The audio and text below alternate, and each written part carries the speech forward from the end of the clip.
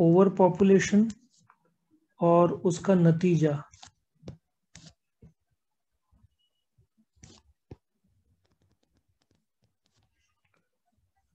Now हर एक area तुम ये ले लो, ये एरिया में 1 स्क्वायर किलोमीटर है।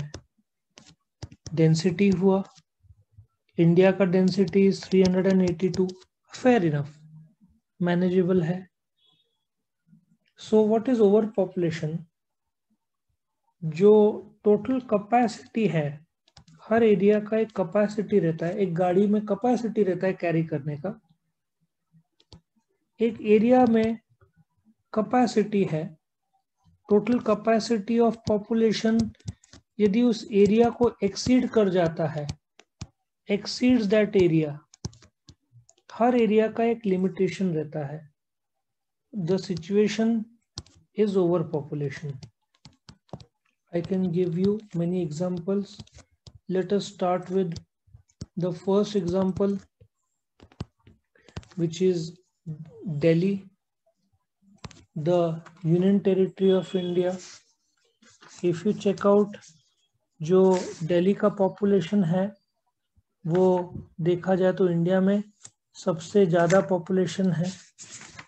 जो दिल्ली में लोग रहते हैं, डेंसिटी, दिल्ली का डेंसिटी इज 11,320। सोचो ना, पर किलोमीटर 11,000 लोग रहते हैं। अभी तो और सुनते जाओ। तुम्हारा मुंबई का पॉपुलेशन डेंसिटी इज 30,000। और इससे भी बुरा यदि देखने जाए तो यदि मैं मुंबई में वर्ल्ड का ऐसा एरिया जिसमें वर्ल्ड में सबसे ज्यादा पॉपुलेशन उस पर्टिकुलर रेसिडेंशियल एरिया, कैसे बोलना चाहिए, रेसिडेंशियल एरिया, ठीक है ना, धारावी, 2 किलोमीटर का पट्टा है,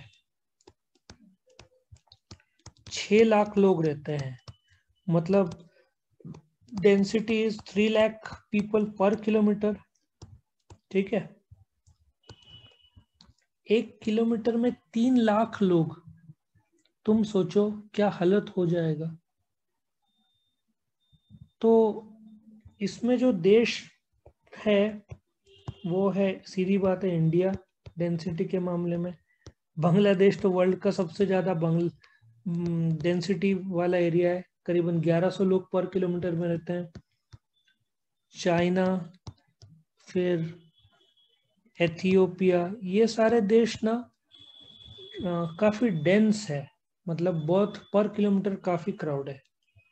अब इसका एक कंटिन्यूशन में हम एक देखेंगे उसका, what does over population leads to what. Over population यदि हो गया तो what does it leads to, उसका नतीजा क्या होता है। Number 1, scarcity of resources,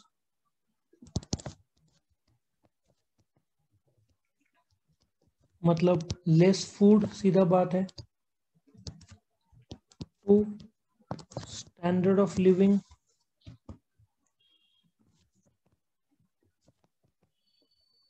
standard of living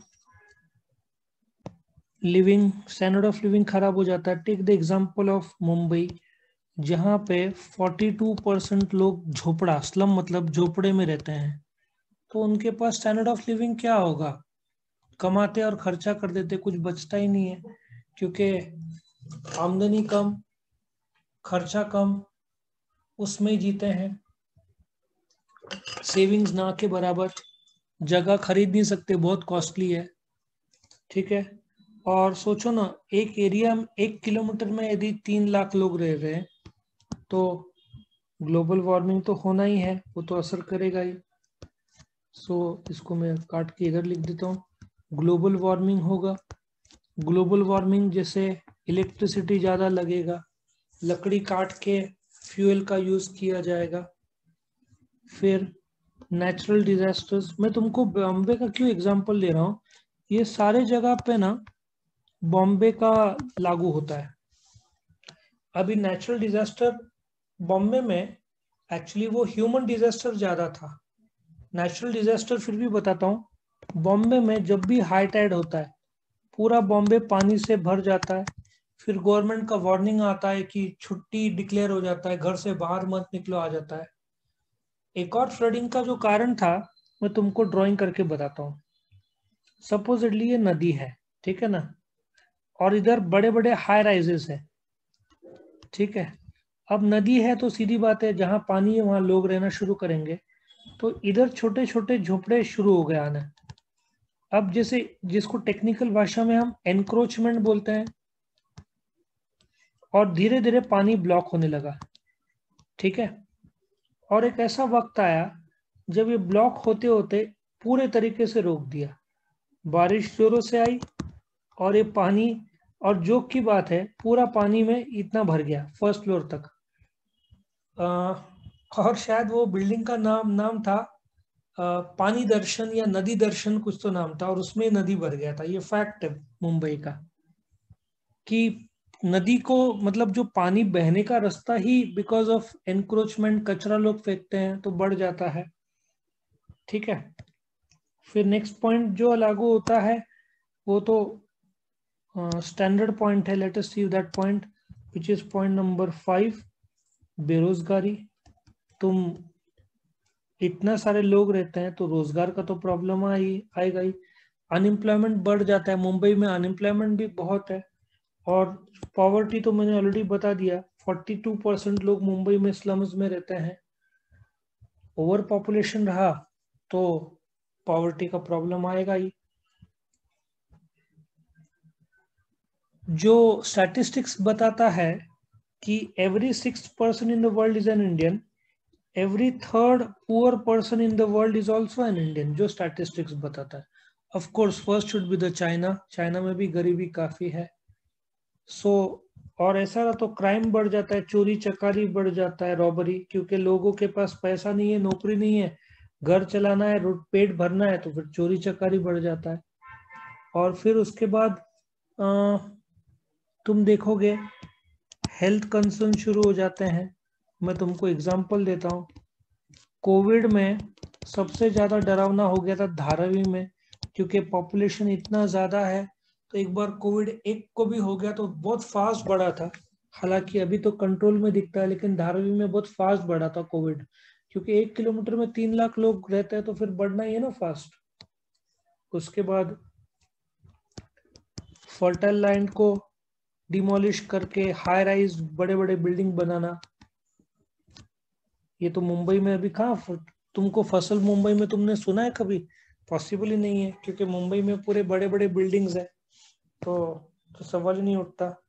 fertile land बोलते ना, का बोलते ना डिस्ट्रॉयड, या उसको बड़े बड़े टावर बना देते हैं, और जो फार्म्स थे वो रिप्लेस हो जाते हैं bye airports,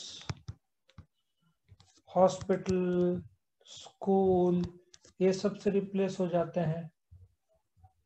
per capita income, इतना ज्यादा पॉपुलेशन रहा तो एक आदमी का कमाई कम हो जाता है, पर कैपिटा इनकम रिड्यूसेस, और हमेशा कमी रहती है फूड की, फूड का हमेशा शॉर्टेज रहता है।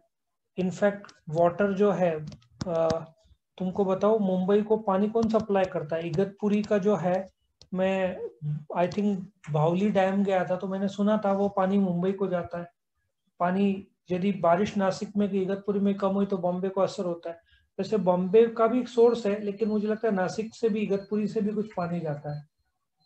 और रिसोर्सेस पूरा अनइवन डिस्ट्रीब्यूशन होता है, अनइवन डिस्ट्रीब्यूशन ऑफ रिसोर्सेस।